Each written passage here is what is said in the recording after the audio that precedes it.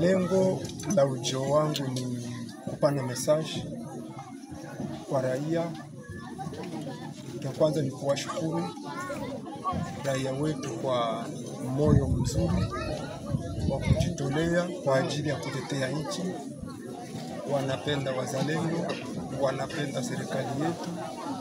Hicho ni cha kwanza. Cha pili ni kuambia ya kwamba tuko na vita, na vita hivyo sivyo vya kutangaza tena, ila ni vita ambavyo vinaonekana na kila mtu, vya wavamizi wa M23 Rwanda pamoja na muungano wao wa Kitusi. Na cha pili ni kuambia ya kwamba sisi tunakuja kuambia tuko tayari kupambana na wale watu kama gisi tunapambanaka nao, na tuko determine kufanya ukombozi wa kumaliza adui na nchi baki ndani. Na hivi tunaenda kurenforce wanajeshi wetu wenye wako ku front ya Kwezero na front yenye iko kwa mulima pale na Mbokoma. Tuko tunaenda warenforce, tunabebea silaha na vyombo vingine vya kazi. Ndio vile kuna malalamiko ambayo yanatoka kwa raia kutokana na vizuizi ama bariere ambazo ziko nyingi tarafani Fizi, na sasa wanakuwa wakilalama kwamba zinakuwa zikinyanyasa wale wanaosafiri. Wewe kama vile kamanda mmojawapo wa wazalendo, na kipi cha kuongea kutokana na swala hili? Bariere, kuna bariere ziliwekwa, na shabaha ya bariere kuwekwa ilikuwa ni kwa ajili ya kuzuia na kushika wa infiltre wa M23.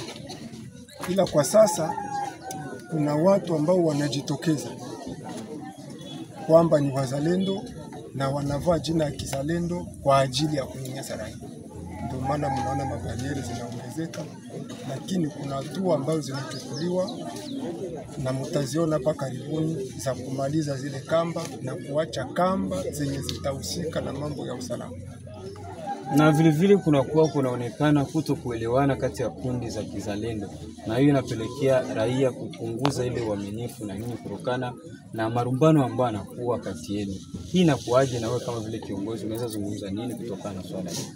Kuna wazalendo tangu 1996 waliwahi kuwa wa maimai, na ile umaimai ndo leo tunaitwa wazalendo, kwa sababu esprit yenye tulianza nayo ndo ilionekana kama sisi ni wazalendo.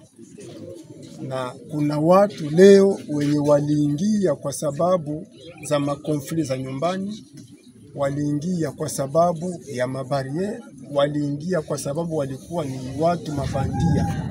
Afu wanakuja na malengo yao ya kutafuta pesa, ya uchu wa madaraka na mambo mengine kadhalika isiyokuwa na maana yoyote.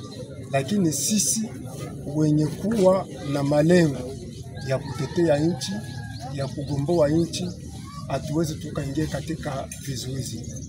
Tunaishi kule, tuko na ya kutumba pamoja na wengine viongozi. Mimi nawaza wabendo wako, wakongomani wako, hakuna yule mwenye anaweza kushuhudia ya kwamba mimi na ya kutumba tuishaka wahi kukorogana. Hayakuwa hiyo siku.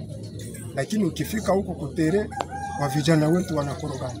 Yaani kuna sababu tudogo twa makonfli la buda familia na makonfli wengine ndogo yenye kunakuja kusababisha hii, na wengine kutokuwa na malengo na kutokujua shabaha ya sisi yenyewe ilisababisha sisi kushika silaha na kuanza vita vya ukombozi. Asante sana. Labda una kipi cha mwisho cha kuambia wazalendo kwanza kati yenu, vile raia ambao wanakuwa wanawapa matumaini kwa ajili ya kutetea nchi? Tunaambia wazalendo ya kwamba mzalendo ni mmoja, na kama mzalendo ni mmoja, adui ni mmoja, na lengo letu ni moja, ya kulinda raia na mali yake na mipaka ya nchi. na kufanya ukombozi wa nchi yetu ambayo inavamiwa na waasi wenye wanajulikana. Message kwa raia ni kusema kwamba raia ijue wakati wa vita inakuwaka ni magumu. Kwenye wako upande wa M23 ni kilio na huku vile vile. Ni kesho ya kuelewa muda yenye tuko nayo na inabidi sisi sote kusimama. Mimi najua revolution populaire hakuna mwenye anakuwaka anashindwa ama kushindana naye, hakuwaki. Na ni muda na wazima nchi nyingi sana ziliwahi kufanya revolution populaire. Ni baada ya kuona vita inashindikana, magumu yanaendelea, uamuzi unafanyika wa watu kujamulia. Kwa hiyo huu ni muda wa raia kusimama na kujitetea. Sio muda wa mtu akuje umoya ashinde kuna sumbua population, ashinde kuna fanya mabaya na raia iko na nguvu ya swate kumkamata, swate kumuua ikiwa ni adui. Kwa hiyo raia isimame kwa kujitetea. Na cha pili, wasiregee, kwa sababu wakiregea ni mbinu si za adui. Adui anapenda hii mgawanyiko yetu.